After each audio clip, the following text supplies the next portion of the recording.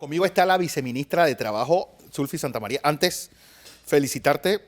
Ayer Día Internacional de la Mujer y sobre todo gente como tú que está pues haciendo el cambio en este país. Muchas gracias, Fernando. Buenos días a todos nuestros televidentes. Bueno, empecemos por la crisis esta que se está dando en la frontera con estos venezolanos que entran y salen. Sí, y a la larga, pues es como cuando jugabas 1, 2, 3 pan queso, que todo el mundo ha quedado parado y nadie sabe hacia dónde moverse.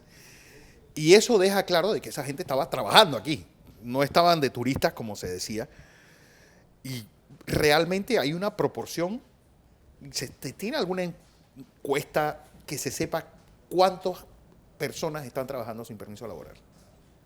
Okay, primero que todo, cuando tú dices o cuando tú afirmas que estaban trabajando, es una suposición. Es decir, ¿para qué quieren entrar de vuelta? Sí. Es la pregunta. Sí y no, porque hay muchas personas que pueden estar aquí, se están pasando más de 3 meses o un tiempo mayor y salen y entran. Conozco a muchas personas de esos casos.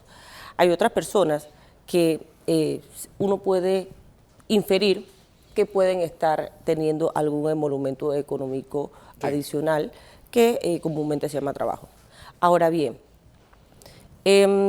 nosotros en el Ministerio de Trabajo hemos hecho énfasis en las inspecciones.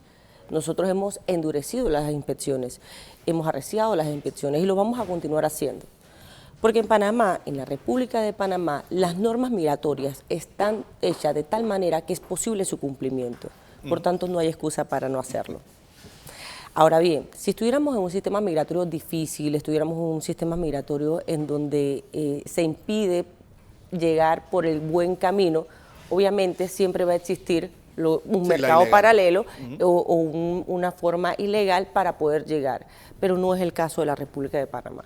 Es por ello que nosotros hacemos, y aprovecho las cámaras de NextTV, para volver a hacer un llamado, reiterar, señores empresarios, no contraten a extranjeros sin permiso de trabajo. Nosotros ahorita mismo tenemos un proyecto que lo hemos presentado en todos los medios de comunicación, que fue aprobado por el gabinete y esperemos que se convierta en ley de la República, en donde vamos a aumentar las multas. Recordemos que el Código de Trabajo es un Código de Trabajo que digamos que ya en algunas normas se ha quedado un poquito rezagado. Por ejemplo, establecían las cifras, y las cifras hace 20, hace 30, hace 40 años atrás no son las mismas, claro. no obedecen a la misma realidad de ahora. Por tanto, se necesita hacer esa revisión y se necesita hacer ese endurecimiento de las penas. Cuando las empresas son violadores reiterativos de la norma, entonces puede facultar al Ministerio de Trabajo para que mande un oficio al Ministerio de Comercio y que cierre la empresa. Porque esto, ojo, tengo que aclarar que esto ya es última instancia. Te manda una inspección, no corriges, te mandan otra inspección, no corriges, te mandan otra tercera inspección, no corriges, o sea, ya hay una... aquí a diferencia del béisbol sí, son 4-3. Ya hay una presunción de que no quieres cumplir. Claro. Entonces, si no quieres cumplir la ley, entonces vas a tener unas consecuencias graves, porque las multas van cada vez incrementándose. Y si aún así no aprendes, entonces no vas a poder seguir participando en el comercio de la República de Panamá. El caso de Uber. Cada vez yo me encuentro más choferes extranjeros manejando Uber. Que pareciera tener una especie de vacío. Exactamente. Legal. Lo que pasa es que... ¿Qué pasa ahí? Sí, lo que pasa es que hay muchas cosas y no solamente Uber es una muestra. Van a venir, a medida que va pasando el tiempo, muchos otros servicios que van a tratar o van a llegar a satisfacer una necesidad existente del mercado. Ojo, el tema de Uber no solamente es en la República de Panamá. Sí. El tema de Uber es en muchos países, hasta en Europa. No. Lo que yo te digo no solamente el servicio, sino quienes están conduciendo. Correcto. Entonces, el problema es que nosotros, los países, o las personas que manejamos el país de alguna manera, tenemos que ponernos al tanto de lo que está pasando en este momento y regular algunas situaciones. Un fenómeno Uber es una situación que viene un fenómeno que viene a satisfacer a unas necesidades reales, pero debe ser regulada. Claro. Para poner las reglas del juego. ¿Cómo se regula algo en un mercado como este que parece no tener regulación? Es como tratar Todo de tiene regular re- Twitter todo- o es como tratar de regular Todo Facebook. tiene, todo tiene regulación. Es mucho más difícil con las redes sociales, porque bien lo dijiste, las redes sociales, ¿quién las regula? ¿Quién controla lo que tú desde el celular o lo que yo desde mi celular voy a escribir? Es mi criterio, es mi forma. ¿Y quién controla que yo le haga like o le haga un retweet a una cadena que resultó ser falsa? ¿Dónde está el Sí, delito o dónde está la falsa? Es que ¿dónde La está? falta. ¿Quién regula Entonces, Booking? ¿Quién regula Trivago, por decir alguna? Es decir, empresas que ya están brindando servicios ahora para el bien, país. yo creo que más adelante vamos a tener que hacer una discusión entre países Sí, para saber para quién es el ponernos de propietario de acuerdo, no solamente, no necesariamente saber quién es el propietario, sino quién es el responsable, porque una cosa es el propietario y otra cosa es el Claro. operador. ¿Quién podría ser responsable? Y ponernos de acuerdo para que sea una legislación general. Existen legislaciones generales. Nosotros, los países a nivel mundial, nos hemos puesto de acuerdo con algunos temas. Trata de personas, narcotráfico. ¿Y por qué no nos podemos poner de Sí, pero acuerdo? todo lo que está referente- diciendo son, Sí, es decir, pero cuando es existen... que finalmente pero son cuando nocivas existen- las correcto, consecuencias. pero es que algunas consecuencias que en el fenómeno de las redes sociales son nocivas. Son nocivas. Cuando tú agarras la imagen de una persona, ya sea hombre o mujer, lo exhibes en todas las redes sociales con información falsa, no te están rompiendo un brazo, No. pero te rompen todo lo demás. Rompen todo lo Te rompen tu honestidad, te rompen tu autoestima, te rompen tu imagen, te rompe todo. Entonces, sí existen consecuencias negativas. Quizás hasta hay personas que no se han podido levantar No. de un escándalo en redes sociales que al final resultó ser falso. Pero a muchas personas le dicen, ¿y qué pasa con mi daño moral? Claro. Y, ojo, y no subestimemos el daño moral. Es mucho más grave, igual que el daño físico. Zulfi Santamaría, presidenta del Partido Popular, Vicepresidente. vicepresidenta.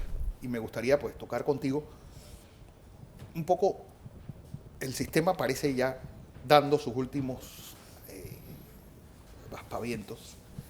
Y encima tenemos ahora esto que está pasando en la Asamblea, más lo de los Panama Papers. Es decir, hay tantas cosas que tú dices.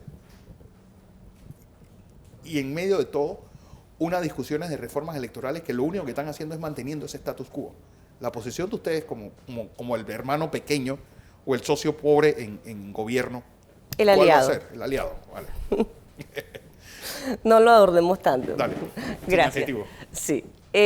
Bueno, nosotros como partido aliado, como todos saben, tenemos un diputado en la Asamblea Nacional de Diputados, el diputado Arango. Y el diputado Arango se ha manifestado en varias ocasiones referente a varios sucesos en la Asamblea.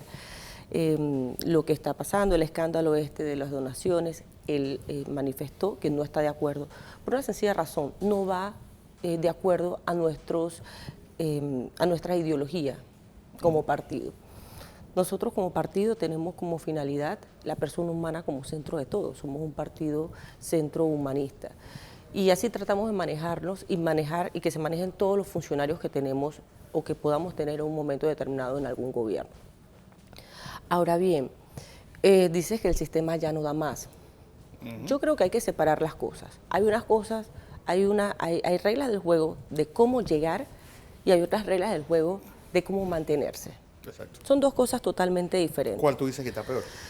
Yo creo que tendríamos que revisar cómo llegas, porque es el inicio de todo. ¿Quiénes llegan? ¿O quiénes estamos bien? ¿Cómo llegas? Sí, cómo, porque el cómo te va a definir quiénes pueden jugar y quiénes pueden participar. Cuando nosotros vamos a una campaña política, y te lo digo con conocimiento de causa porque fui candidata a diputada, nosotros vemos que unas campañas políticas se convierte, en vez de una competencia de ideas, sino en una competencia de chequeras, como bien lo dices. ¿Quién tiene más dinero? Tú puedes tener todas las mejores ideas, tú puedes tener toda la preparación, puedes haber estudiado en las mejores universidades, tener las mejores Pero ahí, ¿quién está calificaciones, corrompido? ¿El pero a la partido hora, o los electores? pero a la hora de poder llevar esa propuesta, porque eres una persona seria y quieres llegar a la asamblea, hacer lo que tienes que hacer, leyes. Claro. Ojo, leyes, no labores sociales. Esto es responsabilidad del gobierno central mediante los representantes del corregimiento. Correcto.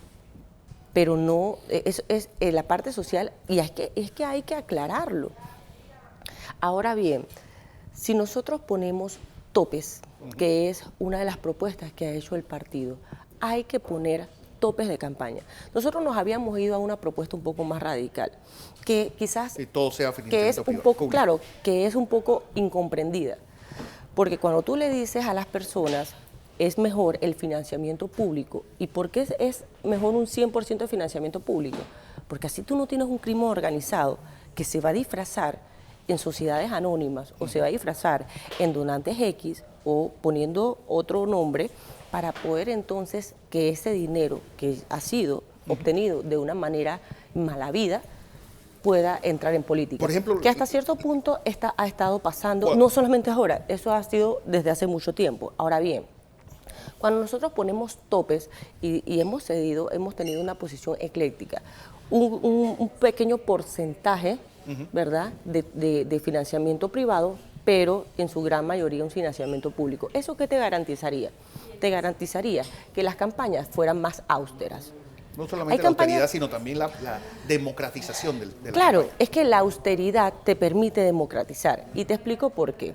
Yo siempre me he preguntado, ¿cómo una persona que, vamos a poner un ejemplo de un número X, que gana $10,000 mensuales, Por 5 años se va a gastar $2 millones en una campaña.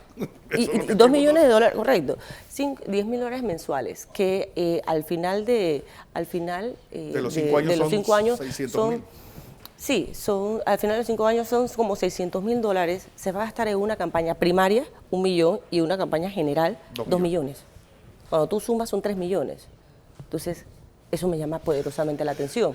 Sin embargo, yo creo que eso es consecuencia de la libertad que existe, porque ahorita mismo no hay un tope de campaña. Entonces, hace difícil que la persona que no está interesada en entrar en ese juego de dame que después te pago, y te pago yo no sé de qué manera, pueda acceder a una asamblea seria, a una asamblea para hacer un trabajo determinado. Por último, Milton Enríquez fue quien, con el presidente Varela, dijo: yo voy a entregar la lista de donantes del PP, y no la han entregado todavía. Sí se entregó, te la voy a hacer llegar con mucho gusto. Nosotros no